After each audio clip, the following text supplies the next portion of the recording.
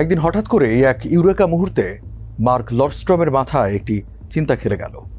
সাগর পাড়ে স্থাপন করা বিশাল আকৃতির উইন্ড টারবাইন ব্লেডগুলো যদি সহজেই উড়োজাহাজে করে স্থানান্তর করা যেত তাহলে কেমন হয়।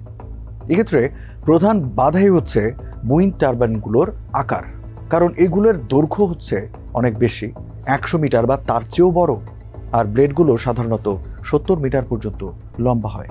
এই চিন্তা থেকেই লর্ডস্ট্রমের গিগা উইন্ড ভাবনার জন্ম।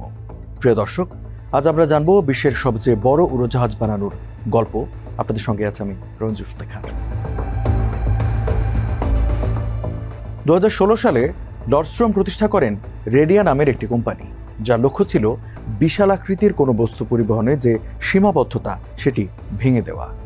পরিকল্পনা ছিল এমন এক বিশাল উড়োজাহাজ বানানোর যেটি সহজেই বিশাল উইন্ড টারবাইন ব্লেড পৃথিবীর এক প্রান্ত থেকে অন্য প্রান্তে নিয়ে যেতে পারবে। Walton is a global brand. World class innovation নিয়ে ওয়ালটন এখন দেশের সীমানা পেরিয়ে পৌঁছে গিয়েছে 50টিরও বেশি দেশে। ওয়ালটন, ঘরে ঘরে বিশ্বজুড়ে। এরপরে উইন্ড রানার নামে অসাধারণ উড়োজাহাজটির ধারণার জন্ম হয় এবং একে বলা হচ্ছে বিশ্বের সবচেয়ে বড় উড়োজাহাজ, যদিও এটি এখনো তৈরি হয়নি।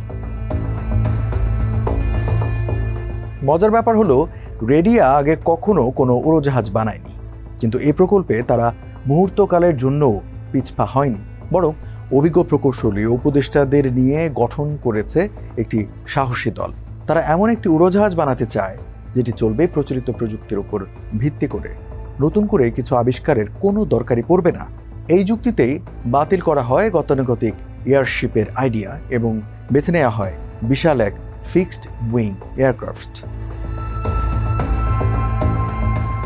উইন্ড রানার উড়োজাহাজটি হবে 108 মিটার দীর্ঘ, যার ডানা হবে 80 মিটার প্রশস্ত।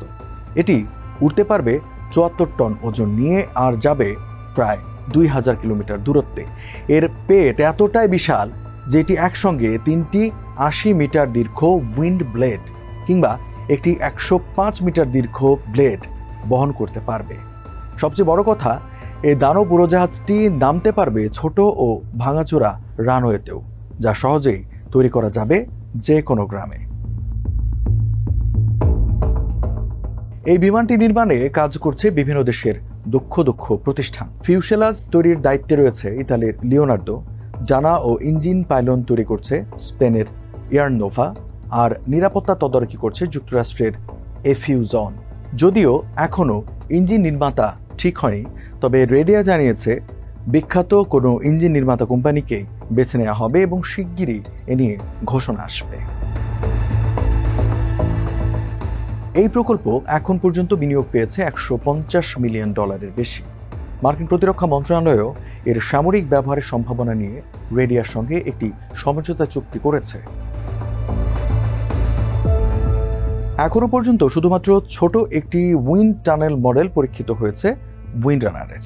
রেডিয়ার পরিকল্পনা হলো প্রথাগত প্রোটোটাইপ না বানিয়ে ডিজিটাল ডিজাইনের মাধ্যমে একবারেই কয়েকটি পূর্ণ দৈর্ঘ্য টেস্ট করে ফেলা এবং সেগুলোর উড্ডয়ন পরীক্ষার পর সোজা প্রোডাকশনে ঢুকে যাওয়া। এই পথ কম খরচে এবং দ্রুত সার্টিফিকেশন প্রক্রিয়া সম্পন্ন করতে সাহায্য করবে বলে মনে করা হচ্ছে। তবে চ্যালেঞ্জে নেই তা নয়, বাজারে আবারও ঝড়ের মতো ফিরে আসার সম্ভাবনা রয়েছে পুরনো প্রতিদ্বন্দ্বী বোয়িং C-17-এর। বিশেষজ্ঞদের মতে রেডিয়ার পক্ষে নতুন এয়ারক্রাফট নির্মাণে যথেষ্ট পুঁজি ও রাজনৈতিক সহায়তা জোগাড় করাই এখন সবচেয়ে বড় চ্যালেঞ্জ।